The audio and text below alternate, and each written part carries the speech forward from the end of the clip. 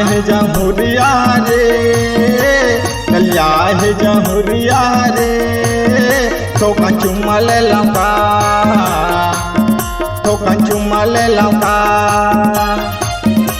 सन्ना है जमुरिया रे, ललिया है जमुरिया रे, ठोका चुम्मा ले लौका, ठोका चुम्मा ले लौका।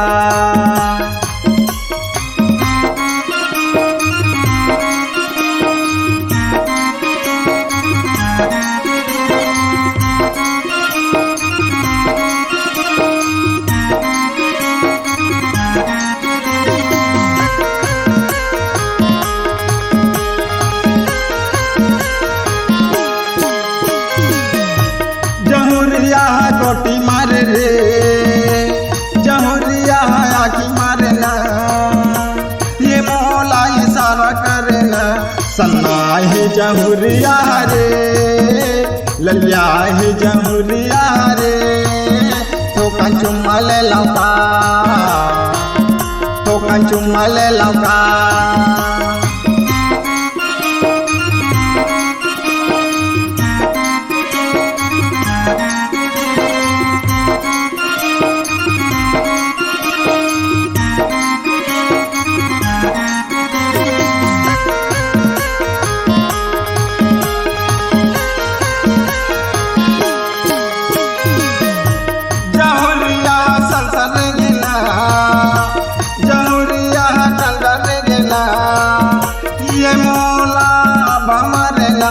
सन्ना है जमुरिया रे, ललिया है जमुरिया ना, ठोका चुम्मा ले लौका,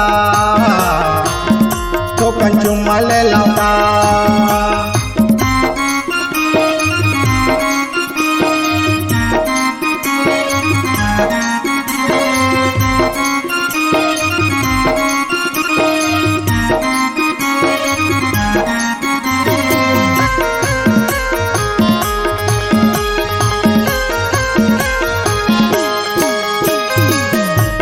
जमुरिया आके कहे रे, जमुरिया प्यार हो गया, ये मोला माया हो गया।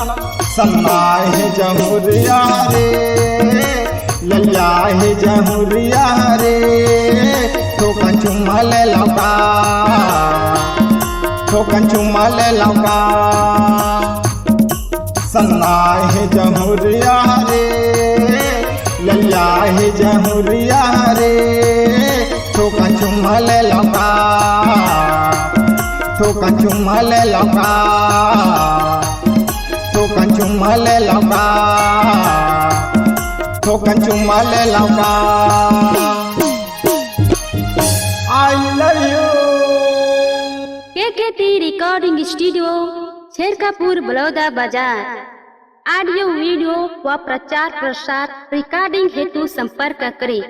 मोबाइल नंबर 8435820150 यानी 8435820150।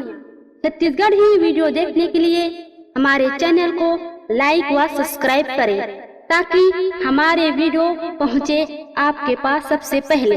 बेल आइकन को क्लिक करना ना भूलें।